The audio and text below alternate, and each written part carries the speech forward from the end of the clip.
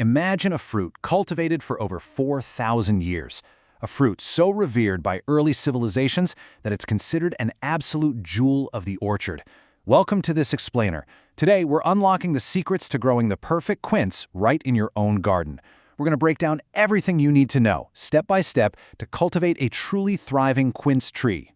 Now, what's really interesting here is the number 100. 100 kilograms. That is literally how much fruit a single, well-cared-for, mature quince tree can yield in just 1 year. And when you realize that these incredibly resilient trees can easily live and produce for over 30 years, well, you're looking at a multi-generational investment in your garden that offers an absolutely astonishing return.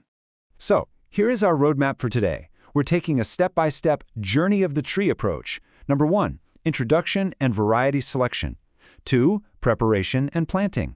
3, care, watering, and fertilizing. 4, pruning and shaping. 5, diseases and pests. And finally, 6, harvest and use. Section 1. Introduction and variety selection. Because the successful harvest always begins with choosing the perfect tree. Botanically speaking, the quince, or Sidonia oblonga if we're being formal, is basically a sun worshiper. It thrives in locations bathed in direct sunlight and grows beautifully at altitudes up to about 600 meters. The golden rule here is literally just sunshine. If you put your quince in a warm, sunny spot, it's going to reward you with much larger and significantly more aromatic fruits than if it were stuck in the shade. Let's look at some top-tier varieties, drawing on some of the absolute best Bulgarian and international selections. For example, you've got Asanica. It's brilliant because it's self-fertile, and its flesh is incredibly smooth, completely lacking those hard, stone-like cells that some quinces are known for. Now, if you want sheer size, Gigas produces massive late-season fruit. Meanwhile, Albana is highly resistant to scab, making it a fantastic low-maintenance option for home growers. Really, matching the right variety to your specific garden is your first big step to success. Section 2. Preparation and planting. Let's talk about getting that new tree into the ground.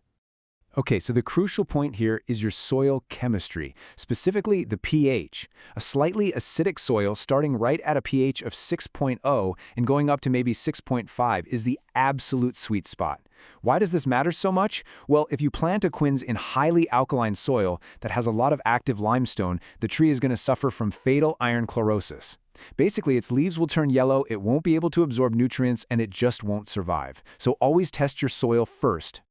Once your soil is sorted out, you've got to consider the rootstock. That's the root system your chosen quince variety is actually grafted onto.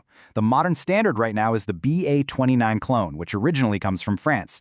It is highly frost-resistant and keeps the tree at a really nice, compact, semi-dwarf size. This allows for intensive 3x4 meter spacing. What does that mean for you? Earlier fruiting and a tree that's incredibly easy to harvest from in a backyard, especially compared to those massive, slower-fruiting, vigorous rootstocks of the past. Section 3.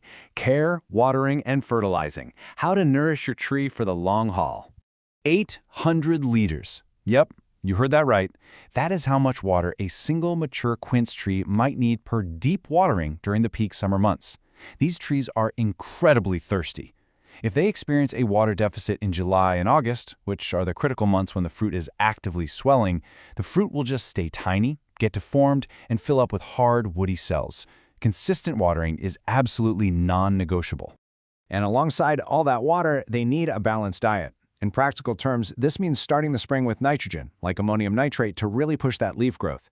Then, in autumn, every 3 to 4 years, you'll want to work phosphorus and potassium deeply into the soil, along with maybe 3 to 4 tons of rotted manure per decare. Oh, and here's a great pro tip from the experts. Use a foliar calcium spray right on the leaves. It absorbs straight into the fruit, strengthens the cell walls, and prevents bitter pit when you store them for the winter. Section 4. Pruning and shaping. Guiding the growth and keeping the tree manageable. The most widely recommended shape for a quince tree is known as the improved tier crown. The goal here is pretty simple but super important.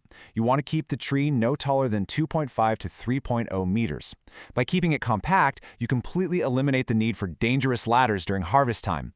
Plus, this open, tiered structure allows maximum sunlight to penetrate deep into the canopy.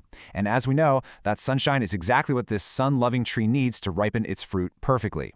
And this brilliantly illustrates the simple, highly actionable 3-step framework for pruning. Step 1, find those strong, outward-growing 1-year branches and snip off about 1/3 of their length. Step 2, clear out the clutter. Just remove any branches that are growing straight inward or any that are crossing and rubbing against each other.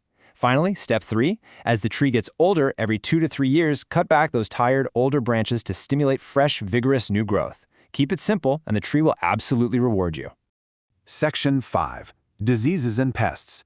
Protecting your tree from the elements. Of course, nature has its challenges, but they are totally manageable. The main threats you might see are late brown rot, the oriental fruit moth, and a really nasty bacterial disease called fire blight. Interestingly, one of the best natural defenses against fire blight is simply not over-fertilizing with nitrogen, because soft, rapid growth is super susceptible to the bacteria. If you do face fungal issues like brown rot close to harvest time, agricultural sources neutrally outline several chemical controls used by professionals, such as Chorus 50W, Topsin M, or Fulacor. Just make sure to apply them exactly according to your local safety guidelines. Section 6. Harvest and use. The best part? Enjoying the fruits of your labor. Now, unlike an apple that you want to pick crisp, a quince actually gets better, more aromatic, and much richer the longer it hangs on the tree. You want to wait as late as you safely can, right before the heavy frosts hit. Once you do pick them, they are legendary for how long they last. If you place them gently in wooden crates in a cool, dry place, sometimes even layered with flower or willow branches the way traditional growers do it, they will keep their freshness all the way into January or even February. So why go through all this effort? Well, the quince is basically a nutritional powerhouse. Experts say it has over 100 useful properties. It boasts up to 3% pectin content, which acts almost like a sponge in your digestive system, helping to clear out cholesterol and heavy metals.